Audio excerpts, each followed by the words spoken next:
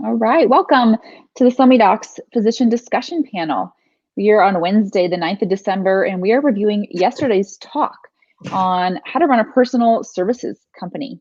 And I'm joined with three of our SoMeDocs members here tonight, and we're going to have a great discussion. It was a really informative lecture yesterday, and if you didn't get to watch it, you can always watch it on playback on the website. And Igor Ulis really led through a lot of valuable lessons as you're building, scaling business, and even just considering what type of business you'd like to be. So let's get started. Let's meet our doctors on the panel tonight. Nora, let's begin with you. Where are you? What's your specialty and work? And perhaps some early points on personal services company that spoke to you from yesterday's lecture. Yeah, great. I'm really excited to be here. Thanks for inviting me. My name is Dr. Nora Vasquez. I'm an internist, physician life coach, and really enjoyed the talk, especially as we are learning more about entrepreneurship.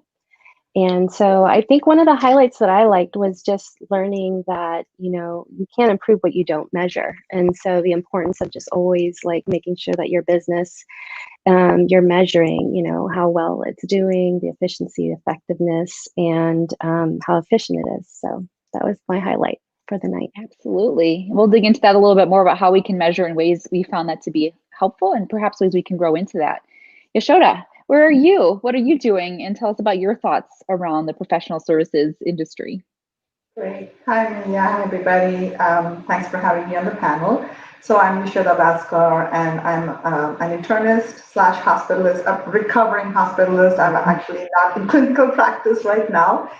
So I worked in the state of Washington for like 16 years and actually retired and moved to Hawaii, but apparently I can't stay away from medicine, so I did a bunch of telehealth. But like you, Nora, I actually, I'm this close to getting certified as a life coach, but I'm also working towards my ACC certification under the International Coaching Federation. At close to 75 hours, I need 100. And I'm also a certified money coach. And so in terms of business, this is all very new to me because I was always employed. So I'm kind of like learning as I go along, lots of self-coaching. But yeah, the takeaway for me was kind of similar to what Nora was, because I'm not really monitoring like how my business is doing or what's going on because I'm so new at it. So I need to kind of start somewhere with that. Yeah. Absolutely. And a great opportunity, which is why this lecture was created for those of us at any stage, right? So we can look at what's been happening and how we can improve it. And if we're putting it together, how great to have these foundational pieces to begin. Marjorie, thanks for joining us. Tell us where you are, what you're up to, and some of your thoughts on professional services. Thanks for having me, Amelia. I'm Marjorie Stiegler. I'm an anesthesiologist by training, but I don't work clinically anymore. I was in academics until around 2017 and had a decade-long or so, clinical and academic career, very traditional. But I've also had my own businesses since 2010. And so now things have just shifted and I don't practice clinically anymore. I would describe myself as basically being in the education business. So whether it is through live events or through digital courses or through consulting, my work is diverse and it's really varied in subject, but it's all teaching effectively.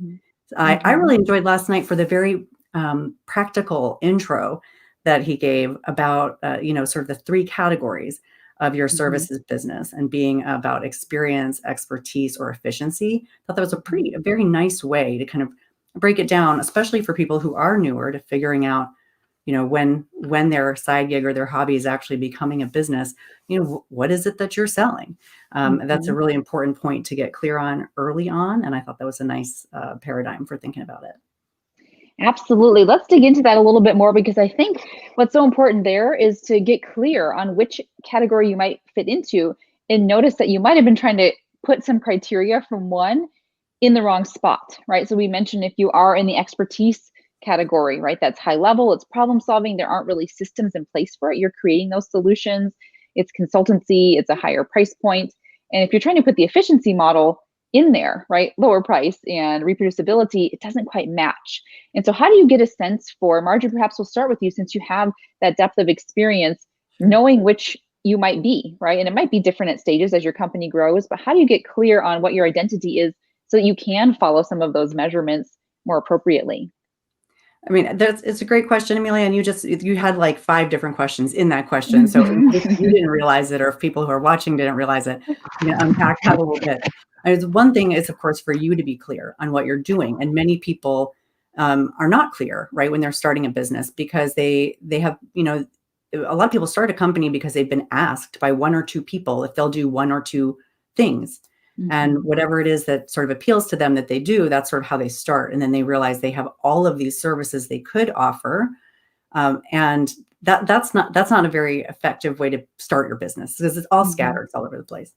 So one thing is for you to be clear on what you're doing. The other is, of course, to be sure that your branding matches that, right? So you want to be sure that your website, your blog and content marketing materials, all the communications that you have when you show up as a subject matter in wherever you are, match what it is that you're selling, and that you can quickly course correct. So as a simple example, both the other 2 panelists are coaches, right? I'm not a coach. I don't do any coaching. I get asked all the time, though, if I do coaching or I have any one-on-one services.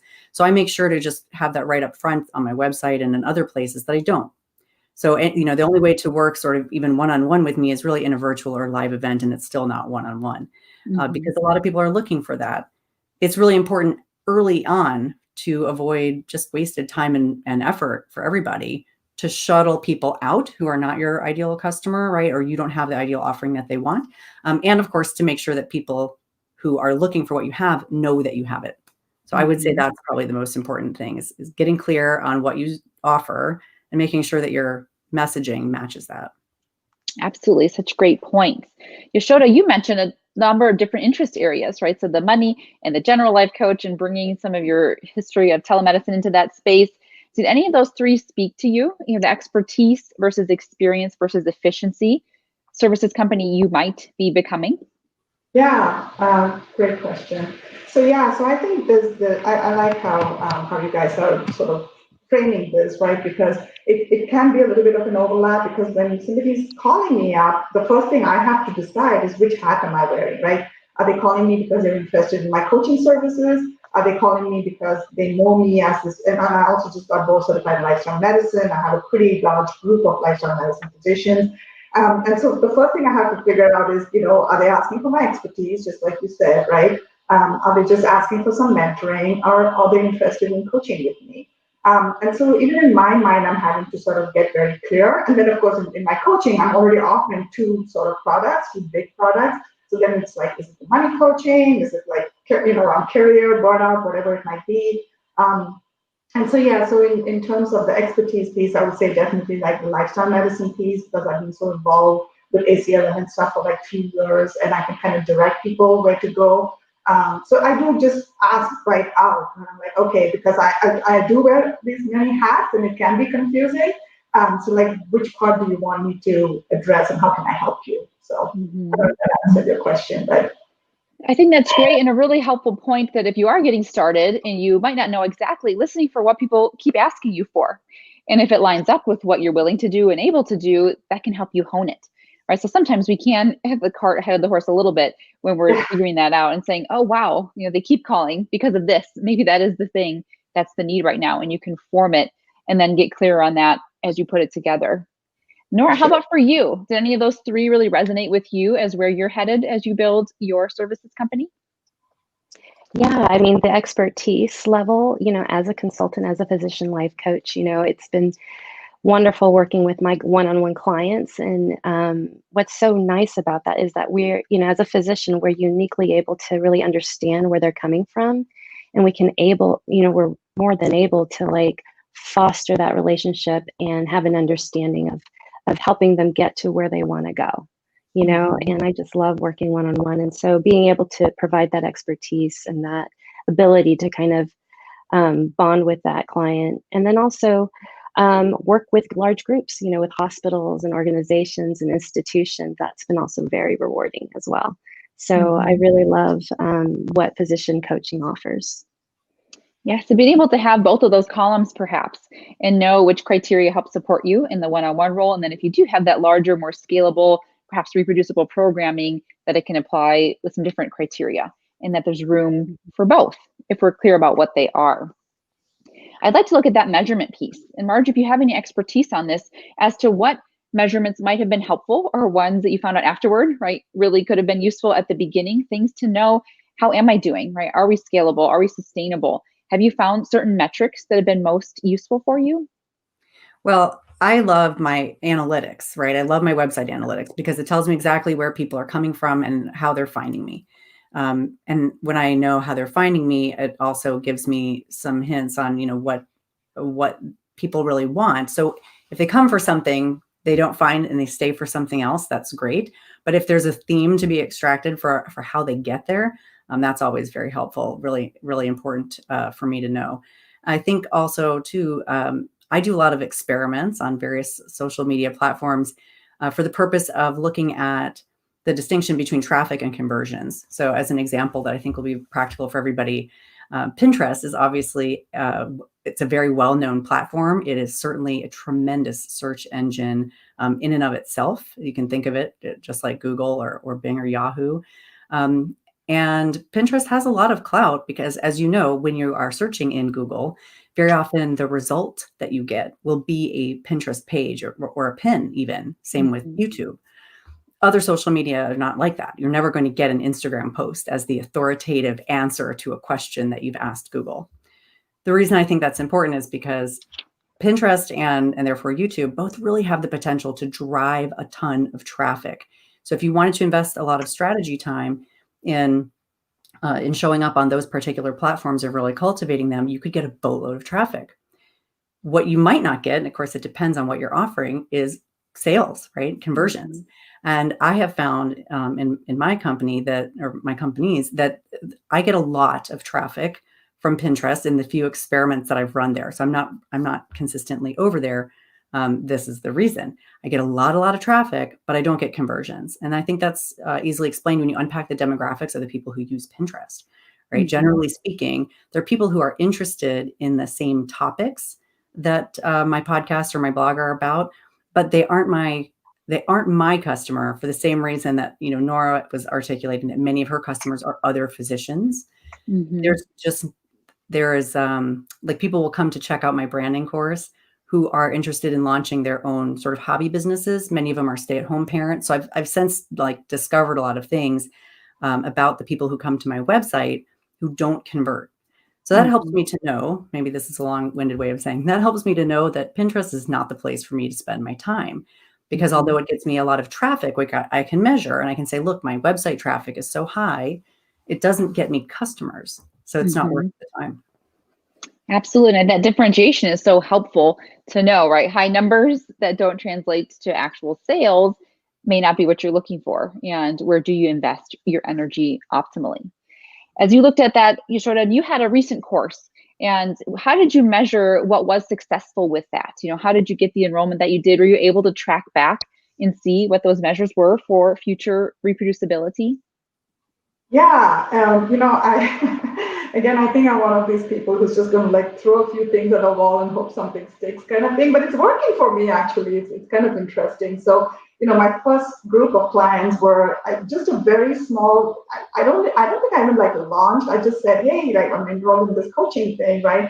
And really the first wave of clients was everybody who knew me from my previous life, right? As a physician or whatever, I went to a meditation retreat. They're like, oh my God, I want you to coach me, right? And I was literally giving my coaching away for free because I wanted to practice on them.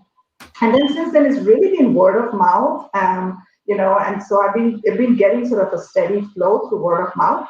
I pretty much tend to stick to Facebook. I'll do a little bit on Instagram, but I haven't had any conversions per se from Instagram.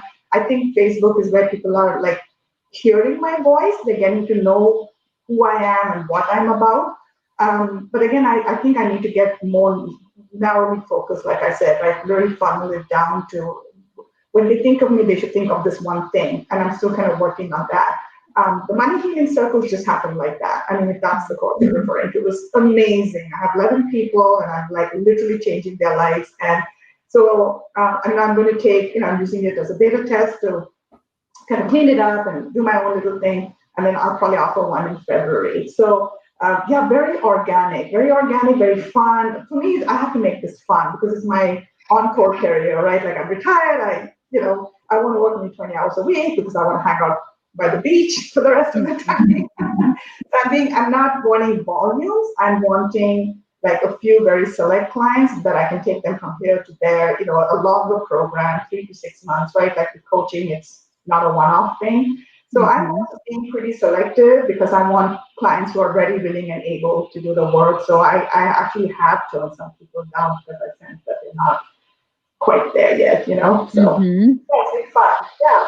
Yeah, we've heard that a couple times. In terms of conversion, Amelia, what I'm doing actually is that I have a bunch of like enrollment calls, and I'm actually have a little Excel spreadsheet where after the call, I kind of quickly jot down notes to myself of like what I think went well, what didn't go so well, who I was able to convert, who said, I just love what you're offering, but maybe later, so I'm sort of keeping a spreadsheet so that as my business grows and evolves, I can understand the flow of how things go. So, yeah. Yeah, that's a great point. And having those unique measurements. And so you are gathering data, be that data, what went well, what are these criteria of the call, where was the success, and knowing what person is going to be successful in my program and being willing to say no. Right? We've heard that a couple times here already, that it isn't just everyone come. It's we want this to be someone who's going to do well in the program, because that word of mouth is so powerful, right? Those referrals are a huge space. And a bit more reverse engineering, right? So we see who did well and why, how often did they show up? How many contacts, how many emails did I send throughout the 6 weeks we were together? And so there's data being gathered, and then just figuring out how we can filter through that and use it effectively. So helpful.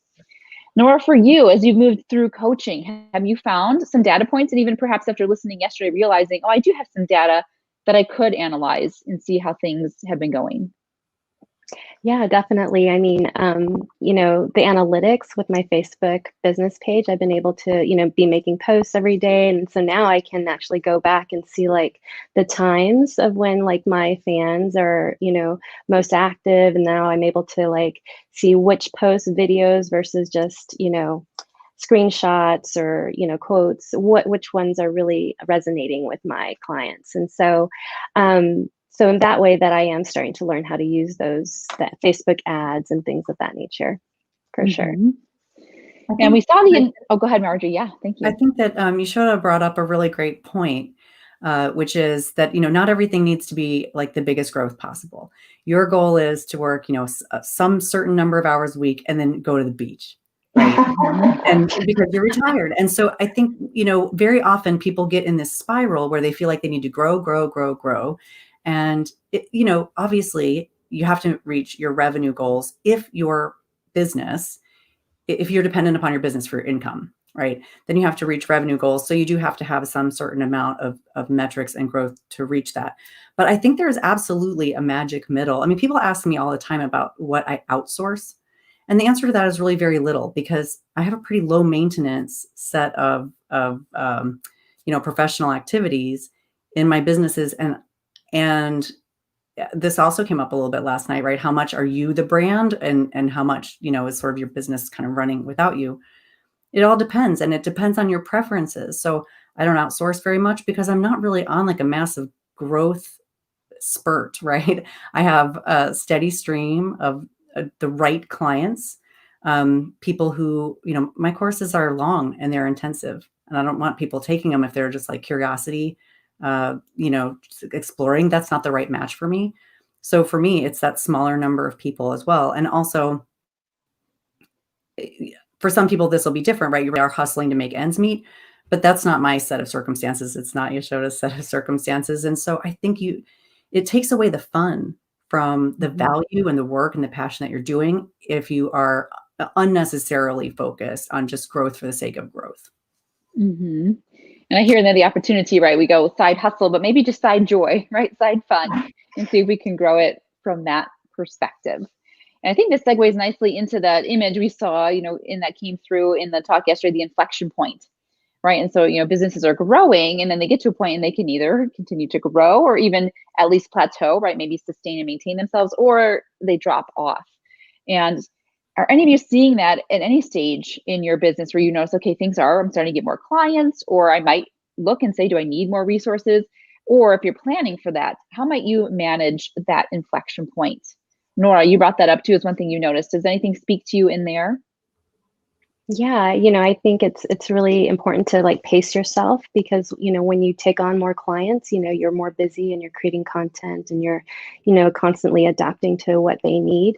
And so, for example, being able to get a large institution where you're coaching multiple physicians, maybe 50 to 100, making sure that you're able to keep up with that and still give value. And so in that way, I think I agree with the other two that it's really important to just, keep a steady pace. You don't want to overwhelm yourself and grow where you're not able to really, still contribute, and exceed the value that you want to offer. Mm-hmm. Yashoda, how about for you, that inflection point? You spoke to it some, as you said, you're filtering for the clients. Any other ways you either anticipate that on the horizon or some of those boundaries perhaps that you set up that will help you to stay in that solid, steady growth, sustainability place? Yeah, I'm actually going to take like January to really regroup. I've been sort of go, did like 6 things at once. And, just really get very clear in my own mind too, right? I mean, right now I'm actually sort of now attracted towards like career transition, like, so many positions, there's like burnout and all of that. And that really is my story and that resonates with me. But definitely doing the money healing, which is very different from financial coaching. So I'm going to get clear on that. It's a hard thing to explain. So I'm going to take January. January is going to be like my creative month. And so I guess it's kind of an inflection point, and then kind of plot out maybe the next 6 months to really see, what my ideal life would look like with everything done and in place. But also just continuing to monitor like what and all the stuff that everybody talked about, like in the analytics and seeing if, my website, maybe do a little bit more Instagram, that sort of thing. So yeah, it's fun. I'm keeping it fun though. For me, it's got to be fun. I ain't going to do it. Yeah, and taking those timeouts, even if it's not an entire month, just taking those moments, right, to regroup, to reflect, to look at your successes. I think sometimes we skip that part, right? Oh, we yeah. don't celebrate what happens. And so to enjoy it and then use that to help shape where we're going forward. So important. Marjorie, how about for you? How have you navigated or how do you anticipate those inflection points? Yeah, it's very interesting. I mean, because I've done a variety of different things, a lot of it is the external environment, right? It's what's happening in the world. So one of the courses that is maybe the longest standing course that I've had, the speaking prescription, it's on the business of paid professional speaking. And, a lot of physicians are surprised to know that it's really very, very industry standard and super achievable to earn, $10, $15, $20,000 for a 1 hour talk, because that's not how Grand Rounds is, right? That's not how we're trained. So that's one of the first sort of keystone courses that I offered. It was growing on a huge trajectory for several years in a row. I was seeing so much great success for my students. I got asked by the Association of Women Surgeons, the organization, to actually be the coach for their pilot program of a cohort of mid-career women surgeons that they were not getting that professional visibility that they needed to get promoted. And then right after that, COVID, and everybody's on Zoom. Mm-hmm. So that was a big trajectory up for me with that particular course. And now it's, enrollment has certainly dropped off because a lot of people aren't thinking about public speaking right now. And a lot of places aren't really sure how to handle it either, because people don't know how much to charge for their conferences. They don't know if they should pay their speakers. Like they don't, it's all kind of in flux. So I'm letting that sort of sort itself out. And I've got other things going on. And in particular, like the branding prescription and industry insider, because as Yashoda pointed out, transitions out of clinical medicine, I think are really on the uptick. And since I've done that, and that's been part of my, experience and having worked inside pharma, that is a course. It's a littler course maybe, but that's a course that's really picked up. So things ebb and flow. And I guess all I'm saying is if you just kind of be receptive to the environment, you can move with that. The other thing I wanted to point out is, just in case people hadn't thought about it this way too, is that, when you do reach an inflection point, sometimes the thing to do is sell. So the first company that I started back in 2009 was a physical goods company. We sold online, so it was e-commerce, but it was physical goods that we designed and made. And when the company got so big that it became stressful, and that at the end of of a regular day where I was still working clinically, and I was like, I gotta get these orders out, we got to do our bookkeeping, we got to do this, we got to do that. And when it started to feel unfun, but the bottom line was good, and that was our financial planner kept saying, like, look, I mean, I understand it's bringing in good money, but it's like stressing you guys out. You don't love it. It doesn't have that joy, which is why you started it. We were like, yeah, good point. Maybe we should sell it, because actually we had grown it to a profitable entity. It was, a saleable asset, and we could scale it, or we could keep at it, or we could just enjoy the fact that we built it, we made it, we sell it. And that turned out to be a really great way for, I guess, for my participation in it anyway, to go down, but for it to be a win. It's not, when it goes away, that doesn't necessarily mean things have gone wrong. That's such a helpful point. And having that kind of legacy moment, right? Build something that can live beyond you and benefit from it from a profitability standpoint. I wanted to pull in a couple of the points from the post conversation after the lecture. And one that was really fascinating to me was the idea of the artist and the mechanic. And if you stay tuned through to the final questions that Donna brought to Igor, was to say that, he sees physicians as artists, right? So they're detailed and they're into that creative solution development, but in business, you have to put the mechanics alongside it. And I wonder if you see that in any way where you're able to marry the two, or if you find that one is more challenging or more accessible than the other in holding those two roles. And Marjorie, I'll start with you and what you can share about that with us. Well, I don't practice clinically anymore. So, I think to me, the bridge, like the part that was actually not hard to marry, is I started my companies not because I wanted to make money or start the companies, but because there seemed to be a need that kept coming across my awareness. And, with the exception of the first company, it was kind of about scale, right? I kept getting asked questions other doctors wanted to know the answers to. I wanted to help. I ran out of time to help people. So I just packaged it up, right, into courses or lectures or whatever. So for me, when I was still actively practicing, I think if anything, that helped be the catalyst to take just sort of advice giving and turn it into a business. But now I don't know how I could honestly answer that question today, because I don't have traditional doctor work in my day anymore. And I think more so too, that solution development, right, brings in that artistic piece. And so doctors may naturally have strengths in that, and putting the mechanics of business building alongside it, can be somewhat of a struggle in putting on that hat. And Yashoda, how about for you? How do you feel that artistic role? And we see, right, the joy and the creativity in what you're doing, and putting that mechanic role alongside it when you have to get kind of into the thick of the details and structural framework. Don't be afraid to make mistakes. Oh my God, it's been such a crazy journey. Like just figuring I'm like that's it. It's me. I don't have a business coach. I have my coach, like she's my instructor as well in the class, and we meet weekly and all of that. But this whole thing of, right, in medicine, we can't make mistakes. We make mistakes, somebody's going to die. And it is such a part of our DNA, which is why I think so many people are afraid to step out, step out of that comfort zone. And, I was there 4 or 5 years ago in the midst of burnout, feeling trapped, feeling like there's no hope, there's nothing I can do. And now I look back and I'm like, wow, like how do we get that way, right? And so, yeah, the mechanics of business, I mean, yeah, literally like going online, figuring it out, talking to people who've done it before.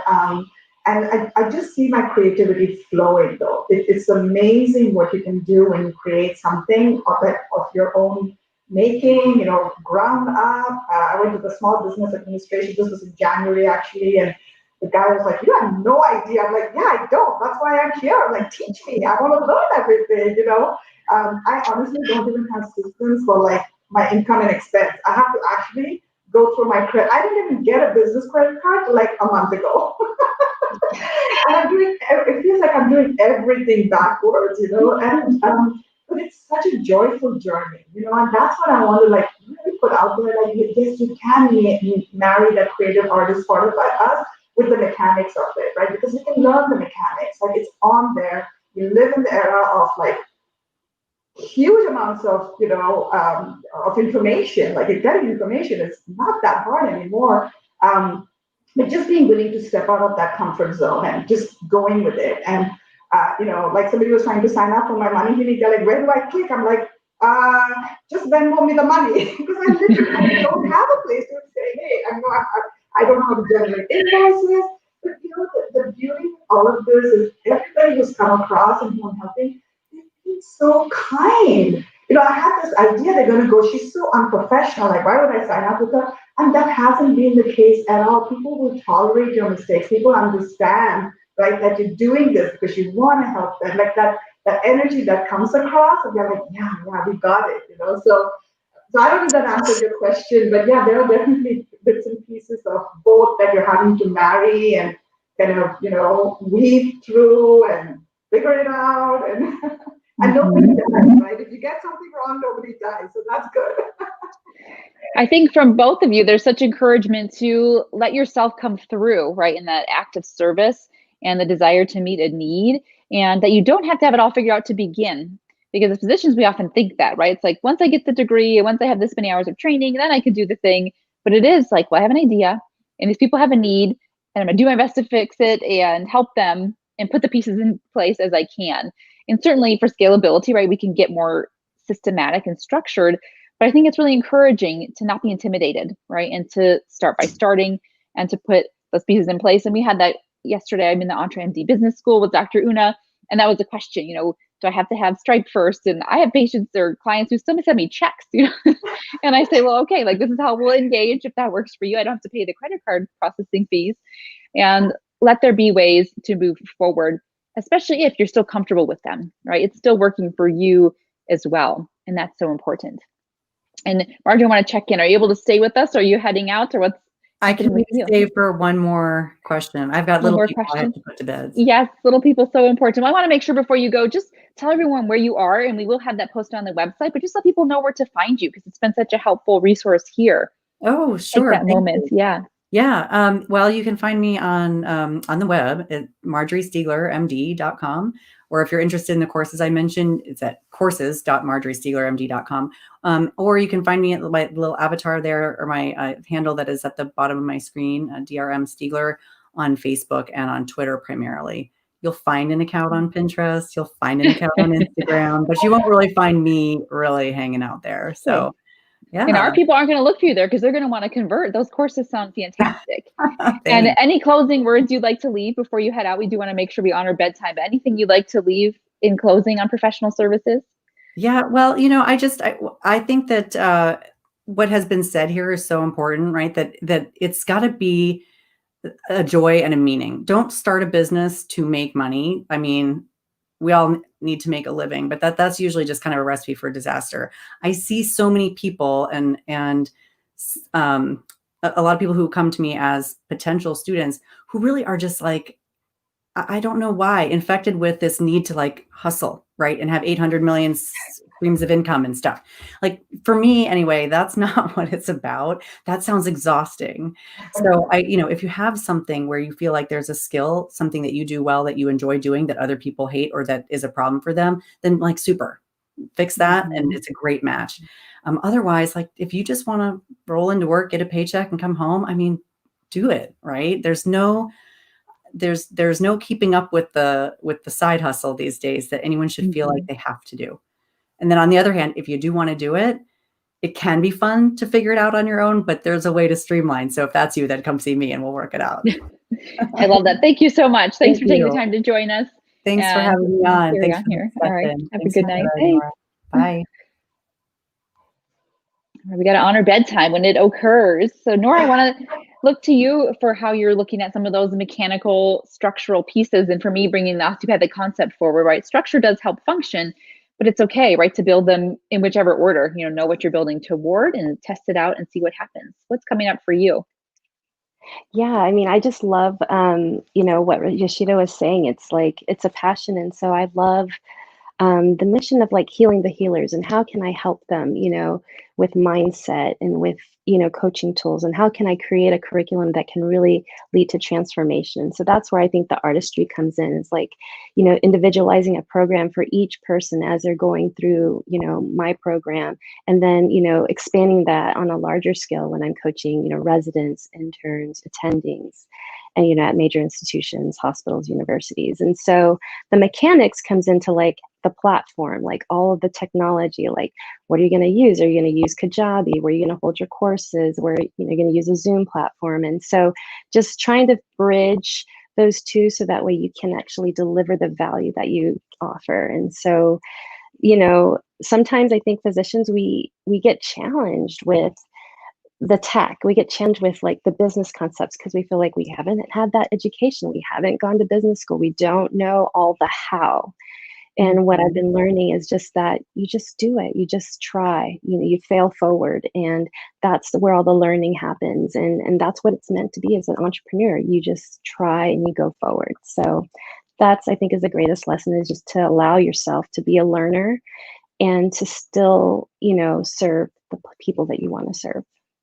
Absolutely. And that opportunity to get it wrong, it's not even wrong, right? It's just data gathering, and it's an opportunity, and it means you're actually engaging when you're getting it wrong. So that's actually an encouragement. And that's happened for me. I recently moved into the second iteration of my course and looked at, how can I up level the communication? And actually I'm finding it probably was fine how it was. We always assume we got to do something different or better the next time. And actually, if it worked, just go with it, right? If it's been functional for you, roll with that. As you take on this leadership role, and it can be interesting if you are a business of one to start, but you're still the leader, right? You're in charge of the messaging, you're in charge of the communication and all of the different roles, and you're either delegating them to yourself or you're deciding whether to delegate them. How do you help cultivate that leadership within yourself? That came up a lot in yesterday's talk of what good leadership measures are. What are they for you? Yashoda, how do you hone yourself to show up as the leader you want for your company, even when it is you as the primary service person?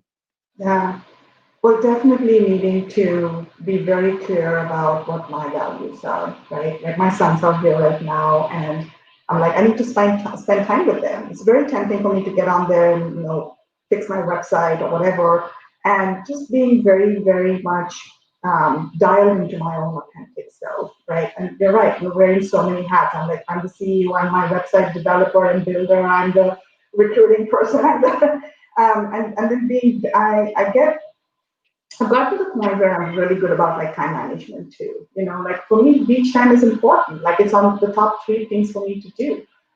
Or reading up my coaching materials because I have all these worksheets and these strategies that I have to learn. So I make sure that even in my calendar, I actually book those times out. I'll actually say beach time on my Google Calendar. Because then it forces on, my yoga time or whatever, right? Because self-care is so important. And I don't want to fall back into that where I was as a hospitalist, where I was literally not taking care of myself, right? I was at the bottom of the heap, and that's didn't help anybody. So I think just being very cognizant that running a business and entrepreneurship very easily can spill over to being a 24/7 thing, especially if you're like super crazy passionate like me. Like I throw myself into everything 100%. So I have to be very careful about setting boundaries for myself first. And then I also teach that with my, people are like, I don't know what I'm doing. I'm spending too much time charting. Like, okay, like, do you really have to put all that? Or can you be more, like, just get to the point, right? I actually quote somebody on charting today. And I was like, yeah, it can be done. And she was like, but I don't want to give up. I don't want to feel like I'm doing a bad job, right? And she was like, but that's not what it translates. Those are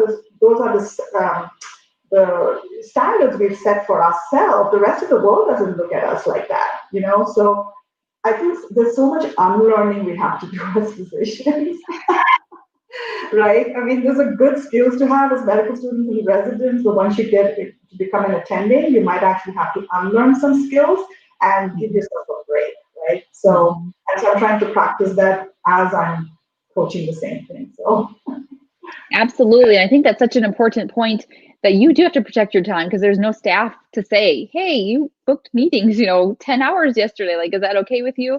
And you do have to be the steward of that. And we talk about not letting other people plan our schedule, but that other person could be, right, that's overcommitted and really not paying attention to those core needs. So that's really important. And putting it on the calendar, really those things, and giving them the same weight.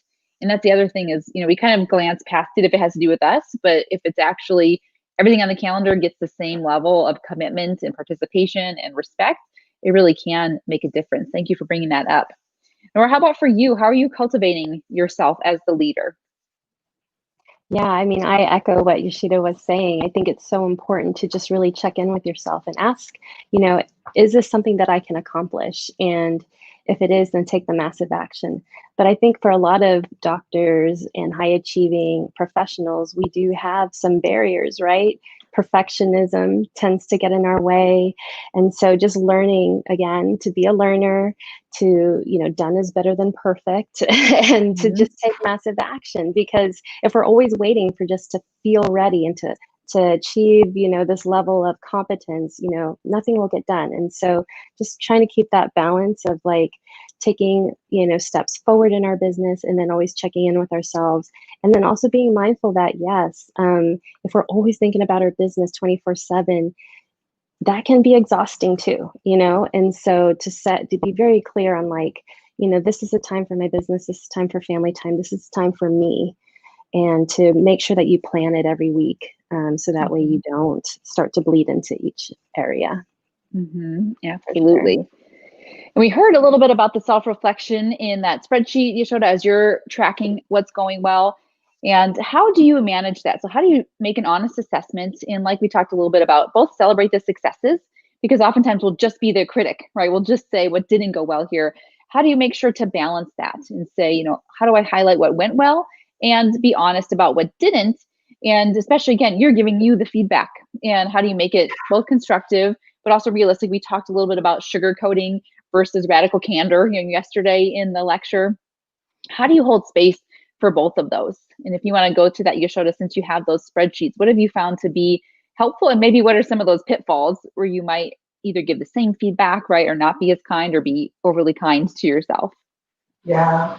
Amelia, I've done a lot of inner work in the last several years. I can tell you this was not me even 5 years ago. And all that thing about, Christina, self-compassion, meditation, you name it, right? I've touched all those points. And I've really gotten to the point where I'm really kind to myself. There is really almost no negative self-talk. And for me, we have this little coach-to-coach group that I was mentioning, and they keep me honest. And so I do have external accountability, because, this is one of the things I'm finding is people, it's interesting, like they want to be coaches, but they don't necessarily want to hire a coach. And it's like, you're kind of not, you're not trusting your own medicine, right? You're like telling everybody else get a coach, but so I think it's really important to have that external accountability piece. But getting back to what you're saying in terms of my spreadsheets, the first thing that my instructor coach said was, keep a success journal, because she's like, you doctors are so hard on yourself. You never ever, stop to celebrate your success. And I have this massive check from one of my friends who actually we were just literally hanging out on the beach, and he's like, I'm hiring you right now to be my coach. How much are you charging? 12 sessions. And so I actually have that check as like in the first part, first page of my success journal. And so every day, or at least not every day, but I would say maybe twice a week, I do go in there and like very consciously put down the things that I've been successful at. And it could be just something as small as, oh, I figured out how to use this plugin in my WordPress website, right? It doesn't always have to be like, oh, I converted this client or whatever, right? So yeah, just it's one of those things where they say, what you focus on grows, right? And so if you can focus on your successes, then you're actually inviting more abundance and success into your life, And then in terms of things that didn't go so well, again, I do this with my money healing circles. We light a candle. I have them do some aromatherapy, because money work is tough. It brings up so much shame, guilt, embarrassment for people. So it's super important to be really kind to yourself when you're doing that work, right? And so, play a little soft music. We do little stretch breaks. Like it's a whole experience, And and just being really kind to ourselves. And that is so important. We're so hard on ourselves, So when I sit and look at that and I go, part of it is to remember that it's not just our story, right? I don't know why this works. I mean, I will ask and I'll try to coach them through that so that I can get feedback. But it's that they're in their space, right?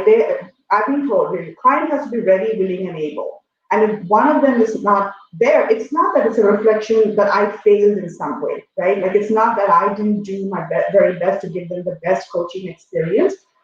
It was just one of those three things that didn't work for them. So not to take it personal, I guess, because if that's a big time changer, like as physicians, right, especially as a hospitalist, all I had to do was wear my white coat, show up at work. There were way more patients than I ever had to deal with.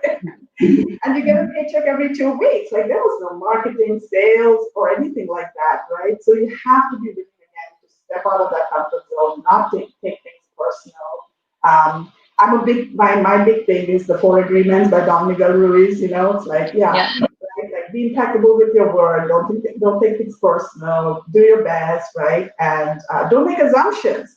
So bad at making assumptions. So I try to alert to those things. Is it that all the time? I'm like, no. There are times when I'm like, this is exhausting, right? Starting and growing a business and trying to tell people like your services are amazing, sign up with me. It's exhausting. But then when I get those breakthrough moments that happen with my clients, and I'm like, yeah, this is cool. Like I'm actually making a difference, So I'm sorry, I get carried away. I'm very passionate. No, it's great.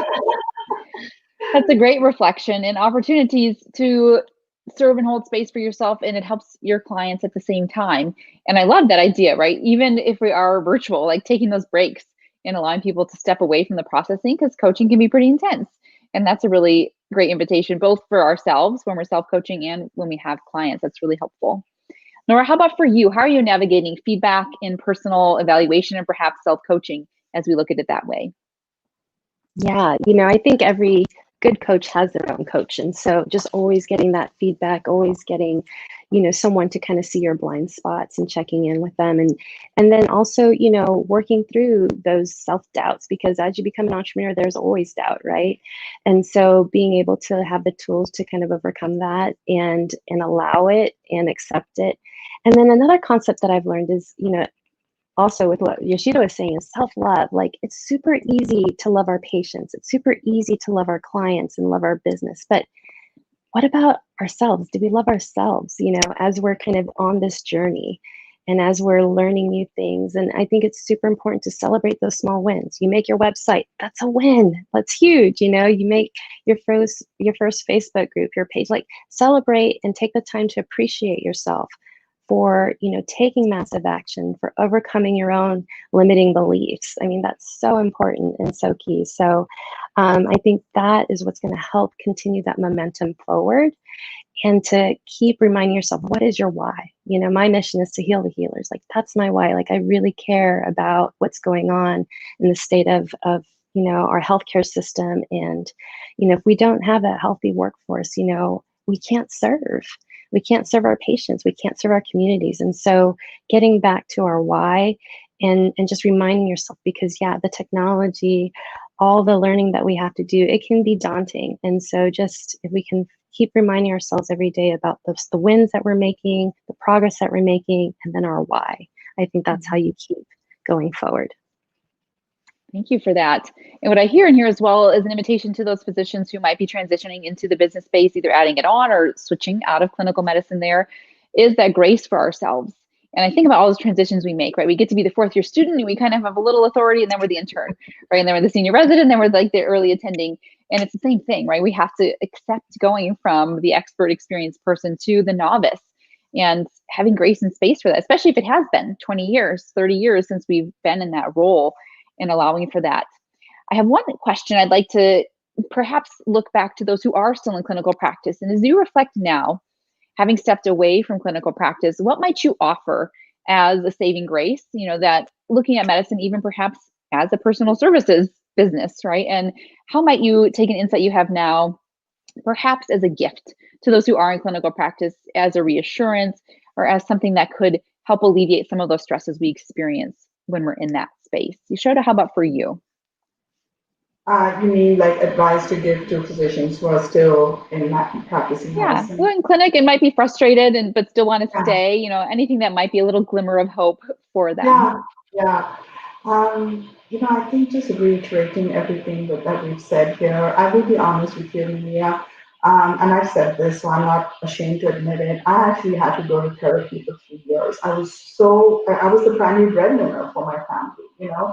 And now I look back and I'm like, it was great, it helped, but it kind of kept me stuck. And I'm thinking, what if I had had a coach at that point? I think it would have been very different because, as we all know, as coaches, we're very forward looking, right? Like therapy is different.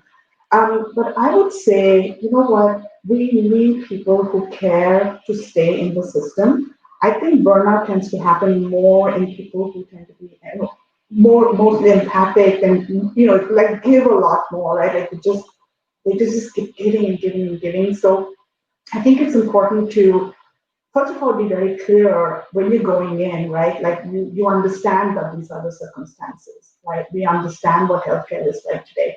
Get a support system in place. It might be, I don't know, just meet a couple of weeks with other female physicians and or men too. Have some sort of good support system in place. Take excellent care of yourself. See, lifestyle medicine for me is so critical because that's probably the only maybe integrated medicine where so much is self-care comes first, right? Like if you don't do the adequate sleep and the rest and stress reduction and eating well and exercise, how are we going to take care of others? Right? Like we have to be in optimal health condition, mentally, physically, emotionally, to take care of others.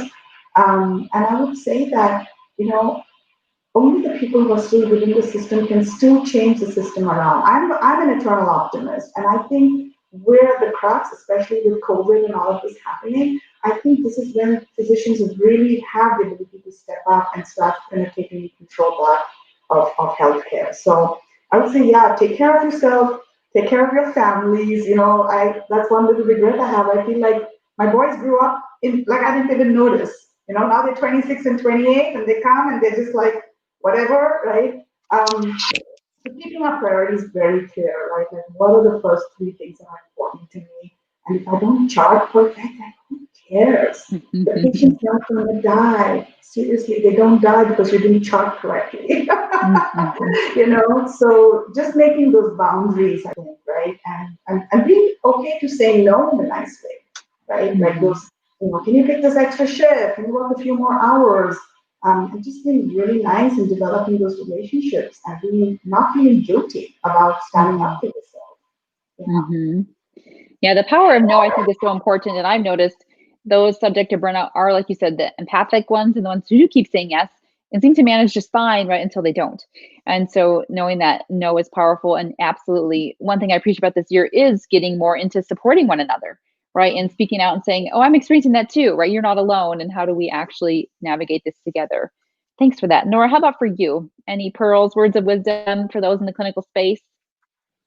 Yeah, well, I remember when I was getting burnt out, I love my patients. I love being a primary care provider and just serving my community. But, being in the medical system and with the dysfunction and not feeling like you didn't have agency to lead in the way you want to lead or enact change, as quickly as you want to enact change, it can be really discouraging and it can really take a toll on everybody. And then now, in a global pandemic where 1.5 million healthcare workers have been furloughed or let go. And they just, I think a lot of us feel like we're not being supported, in the healthcare community. And so, when I found coaching, when I was in my moment of despair, it changed everything radically. And it was, my first time, learning like tools that could actually help me day to day to like change my relationships with my, my husband, my kids, and my coworkers. It just changed how I looked at my life and